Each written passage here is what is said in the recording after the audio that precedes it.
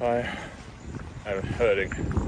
I am like starting lap 3 and I feel like I'm at the end of the marathon, so this is a really crap situation. So I'm just taking a few seconds to walk. This is like not at all how I was hoping it would go, but I just need to dig deep. So after this I'm going to start running and just see how long I can hold it. And we'll try and set a PB. That's the new goal. Wish me luck. Holy moly.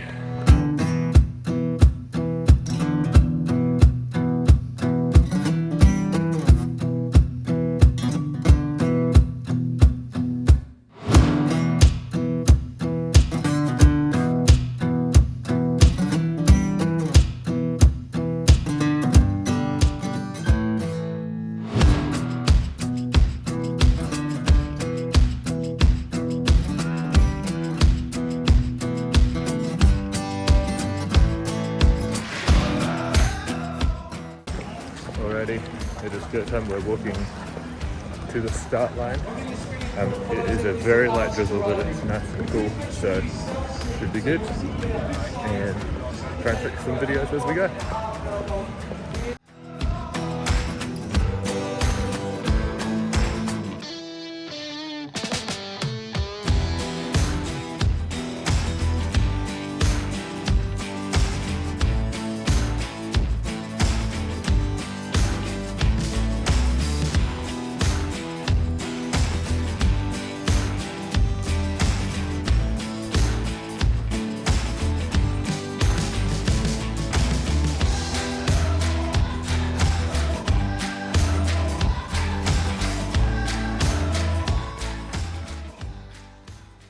We are now 3 weeks on from the Christchurch Marathon 2026, and I have procrastinated making this video a little bit. But here we are. We're going to do a bit of a review of the Christchurch Marathon.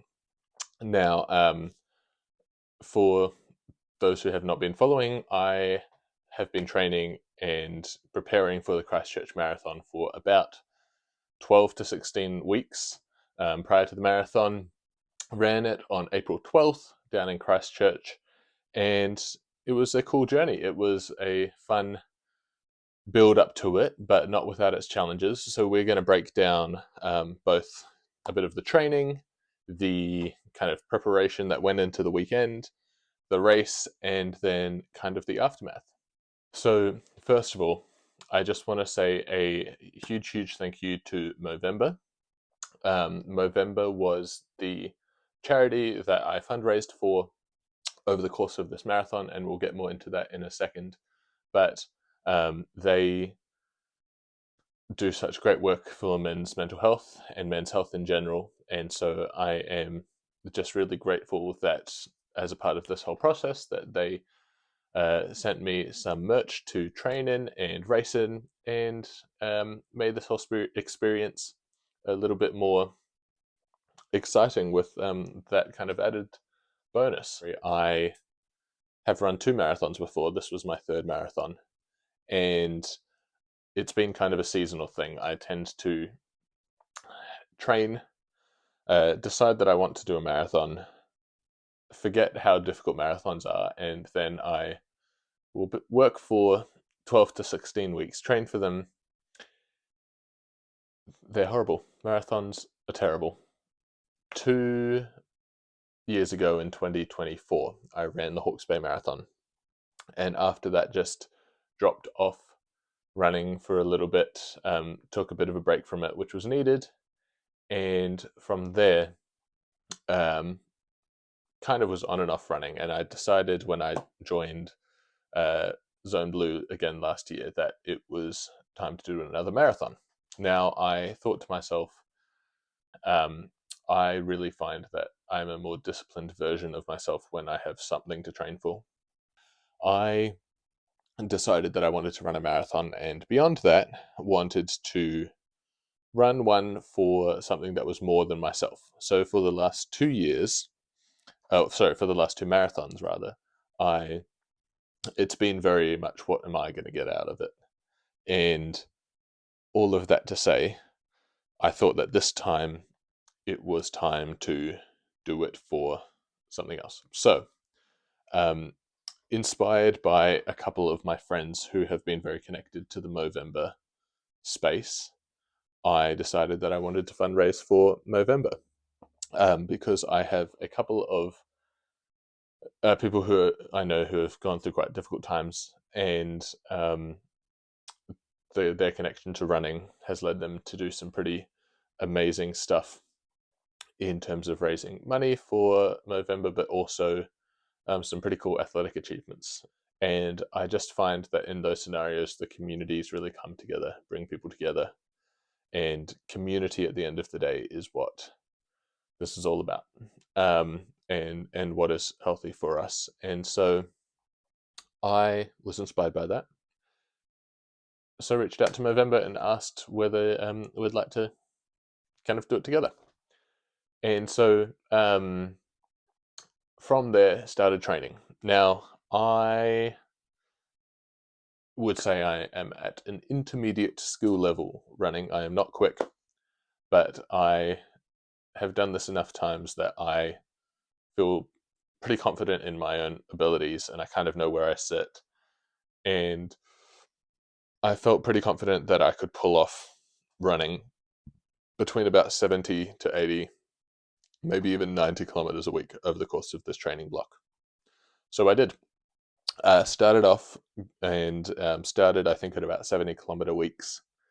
And that was 6 runs a week, and just built over the course of, I would say, about 8 weeks up to in the 90s. I think in 1 week as well, just because of how it turned out, ran 100 kilometers within a 7-day period, and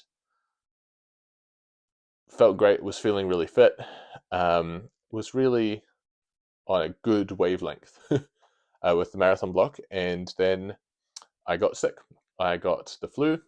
Really tried to do the smart thing, I think. I took the time that I needed to, and I think I nearly took a week or even more than a week off, and then tried to build back after that. But I found that I never really got back to 100%. Now I was back to, it took maybe 2 weeks to get my heart rate back where it needed to be, and I got the training volume back up, but not quite to the kind of top levels that it needed to be. I am content nevertheless, and I think that's a bit of a theme throughout this whole video, is that I'm reasonably content with how everything went. I flew down to Christchurch, had a really great weekend there. Went down on the Friday morning, stayed with some friends, Josh and Kate, and saw the city. Went to walk around the city, ate good food, drank good coffee, took lots of photos. It was lovely and relaxing, and that's something I've learned from previous marathons, is that I really need to make sure I am relaxed and de-stressed before the race. So I felt like I was really able to apply that. And then the Sunday of the marathon came around, and the Saturday night of the marathon came around, and I was walking down the stairs in the place that I was staying, and like fully tweaked my calf, and like just felt this like ding through my calf, and there was nothing broken. There was nothing, like nothing was wrong, aside from this like random feeling that happened, and then my calf was kind of hurting. Um, I am nearly completely sure that was all in my head. Um, but like when I went to go pick up my bib, got a sports massage to help with that. So again, like really happy with how I responded to that, but kind of had to fight the mental battle to get through that. And then race day morning came around. Was really happy with um, the process before the race. I fueled correctly, had enough food, had prepped everything the night before, and met a few friends from Zone Blue down at the race course, race course.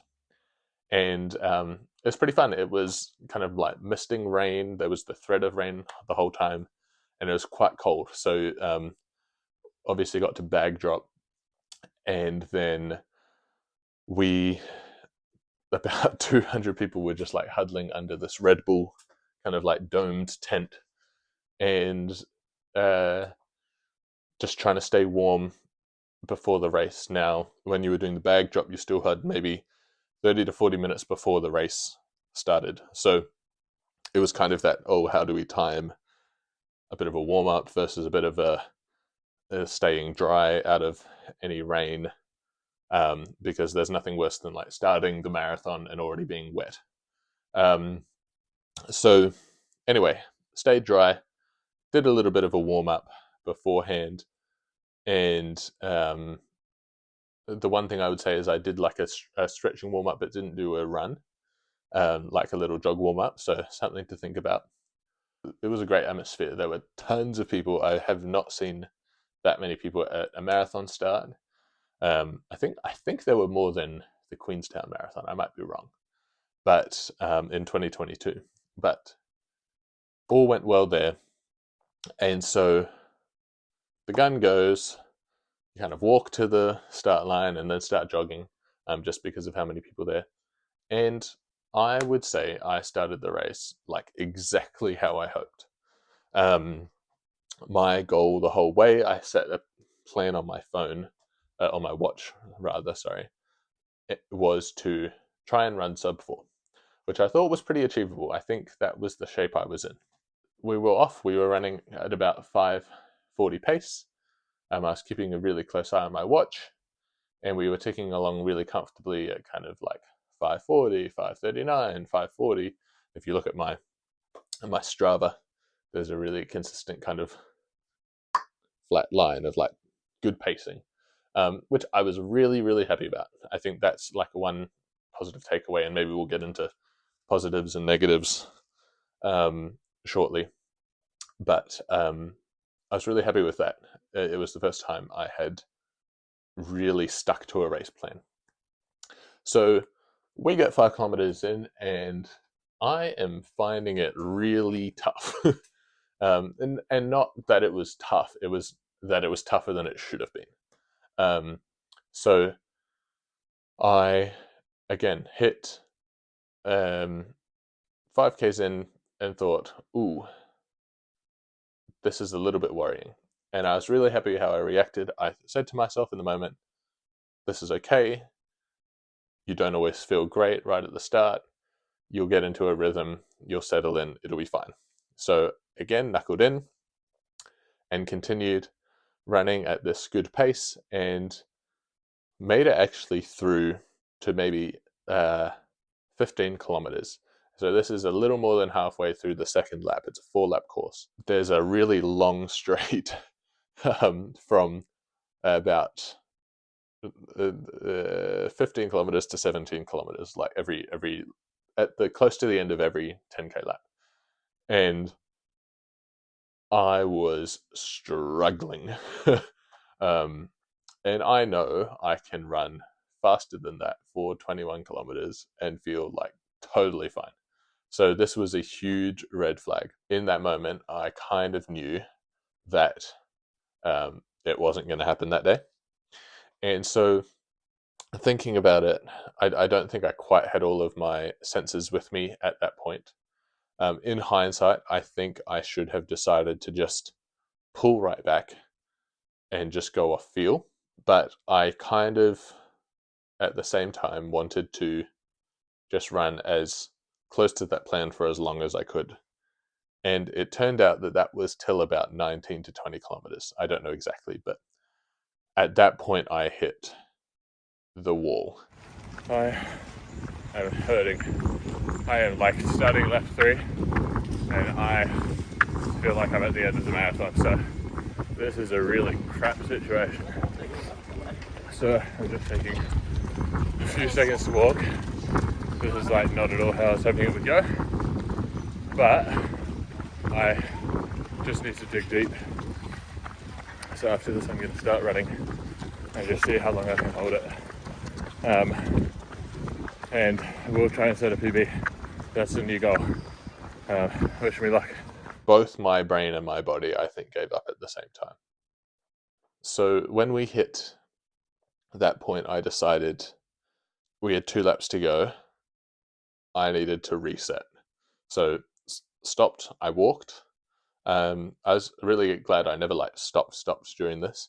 But I knew I just had to kind of mentally assess, take a second, and keep running. So that's what I did. I probably walked for 100 to 200 meters, I'm not sure, and just went, okay, we're going to have to make it to the end. Let's get back moving. And so I started doing that, and I tell you what, mate, it never got easier. It was just this slow slog for the next 21 kilometers to get to the end. For a little bit during that first 20 kilometers, I had been running with kind of a group of people. We were all running similar paces. Halfway through that second lap, I kind of caught up with this guy who was in bright red orange, who I recognized, who I had been running with, and his name was Luke. We were both in the hurt locker. So we decided and chatted a little bit and decided we were going to run together. We started working together to keep getting through the marathon. From this point, for the next 21 kilometers, we essentially walked, ran, and kind of kept talking to each other, picking a place that we were going to run up to, running to it, walking for a bit, running, walking, running, walking. And I'm really proud and grateful and all the adjectives for both him and for how we kind of worked together to get to the end of the marathon. And so as I was running, I was kind of laughing to myself in the most annoyed, laugh at yourself kind of way, because of how much pain you're in. But it was just such a good representation of men's mental health and mental health in general. And that's, I think, why we run marathons is kind of to, or run in general, is to push ourselves and get ourselves out of our comfort zone. But raising money for Movember, I was kind of struck by how much of a perfect scenario it was to be in a situation where I've trained 12 to 16 weeks for this. It's not going the way I wanted. I could react really, really poorly, and just get angry at myself and beat myself up and really go downhill mentally because of it, or choose to look at it positively.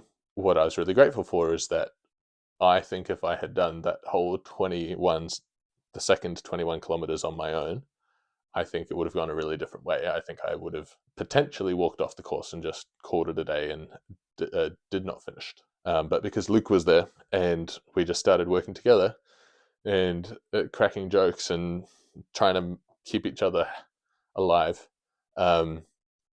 we made it to the end. Somehow found the energy to run somewhat quicker for the last kilometer, probably because everyone was watching. Got a nice shiny new medal out of it. I would just say I am very grateful for that race and for the training that went into it.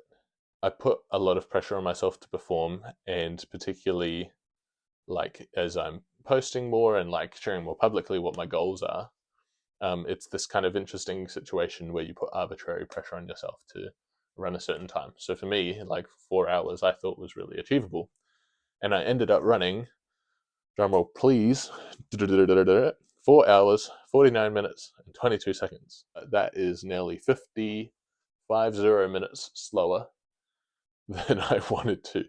And it's not a personal best. And that was pretty gutting. I have quite a lot to take stock of from here, because I don't think that result reflected the shape I'm in or the training that I had put in. And so I'm kind of left with, okay, I think that was a bad day. And I haven't, other than kind of a lot of life stress and work being busy and maybe not having the energy reserves that I had hoped to have. I'm kind of left with not too many explanations of why that gap was so big. I feel like in a lot of ways I should have performed better. So I guess the next question is, how do you bounce back? So I think part of that comes into kind of the pros and cons of what went well and what didn't go well. Okay, so I think there are a few things that went well.